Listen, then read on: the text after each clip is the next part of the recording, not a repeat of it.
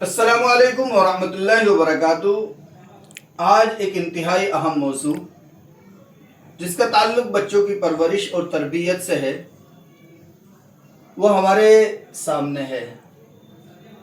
بعض حضرات یہ چاہتے ہیں کہ قرآن کے تعلق سے یہ بتایا جائے کہ بچوں کی تربیت اور پرورش کیسے کی جائے۔ کیا اس بارے میں قرآن ہماری رہنمائی کرتا ہے یا نہیں؟ تو یقیناً جو لوگ یہ چاہتے ہیں کہ قرآن و سنت سے ہم اپنے بچوں کی ذہنی اور سماجی اور معاشرتی تربیت کریں، پرورش کریں، تو قرآن نے ان کے لیے بہت اہم رہنمائی اصول مرتب کیے ہیں، تیار کیے ہیں۔ تو بچوں کی تربیت کے تعلق سے کچھ اہم باتیں ہیں جن کو ہر بچے کو اور ہر والدین کو یاد رکھنا چاہیے۔ نمبر 1، جب بچہ تھوڑا بڑا ہونے لگے، سمجھنے لگے، چیزیں اس کو یاد ہونے لگیں یا وہ چیزوں پر دھیان دیا جانے لگے، تو پھر اس کو چاہیے کہ سب سے پہلے اللہ اور اس کے رسول صلی اللہ علیہ وسلم کی ذات کے تعلق سے اس کو سکھایا جائے۔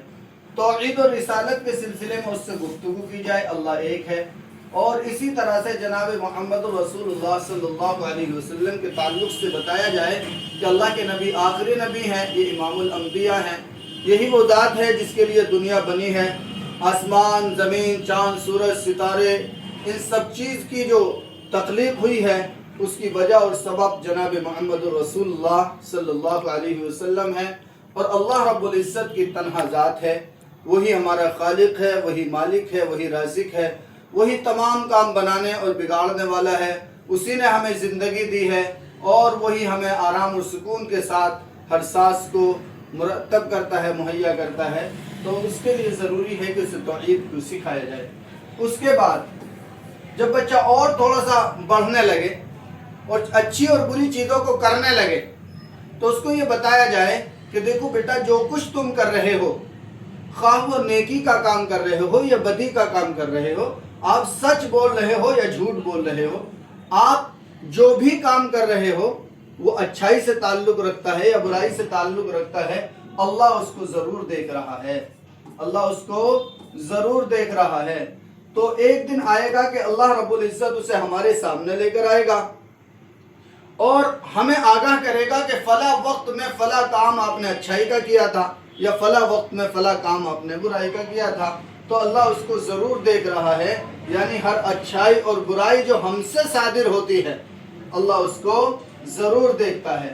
تیسرے نمبر پر اس کو سکھایا جائے کہ بیٹا نماز ادا کرو، نماز ادا کرو، کیونکہ جناب محمد رسول اللہ صلی اللہ علیہ وسلم کی یہ تعلیم ہے کہ جب بچہ 7 سال کا ہو جائے، 7 سال کا ہو جائے تو پھر اس کے ساتھ اسے نماز پڑھانے اور سکھانے کی کوشش کی جائے، اور جب وہ 10 سال کا ہو جائے تو پھر اگر وہ 10 سال کا ہو جائے تو اس کی سرزنش کی جائے، اس کو تنبیہ کی جائے۔ تو اس طرح سے تیسرے نمبر پر جو عنوان ہے وہ نماز کا ہے۔ اقیم الصلاۃ، اے میرے بچے تجھے نماز ادا کرنی چاہیے۔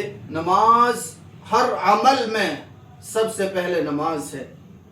تو توحید و رسالت کے بعد سب سے پہلے جس چیز کا درجہ ہے وہ نماز کا درجہ ہے۔ تو تیسرے نمبر پر جو بچے کو بات سکھائی جائے وہ نماز کی اہمیت کے تعلق سے سکھائی جائے، اور چوتھے نمبر پر اس کو یہ سکھایا جائے کہ دیکھو، اچھی باتوں کا حکم کرنا اور بری باتوں سے روکنا یہ انسان کے لیے لازم ہے اور ضروری ہے۔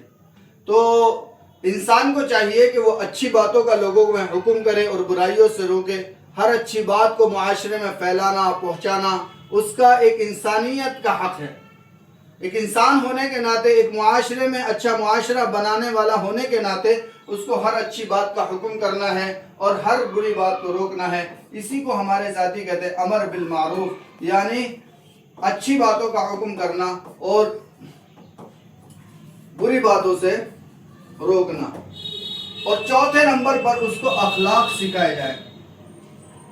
خندہ پیشانی کے ساتھ رہنا ہے، نرم اور گفتگو کرنی ہے، اسی طرح سے بڑوں کا ادب اور احترام کرنا ہے، چھوٹوں پر شفقت کرنی ہے، انسانوں کا، جانوروں کا اور ہر چیز کا خیال رکھنا ہے کہ ہمیں हमारी तरफ से किसी को अजियत और तकलीफ ना पहुँचे, किसी भी तरह से किसी का दिल ना दुखे, ये सारी बातें हमें जहन में रखनी चाहिए।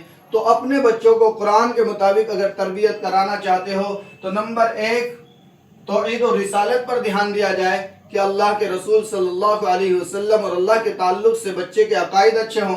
नंबर 2, उसके दिमाग में ये बात डाली जाए कि किसी भी जगह कोई भी अच्छाई का काम करे या बुराई का काम करे वो अल्लाह के दरबार में ज़रूर पेश किया जाता है और अल्लाह उससे हमें आगाह कर देगा।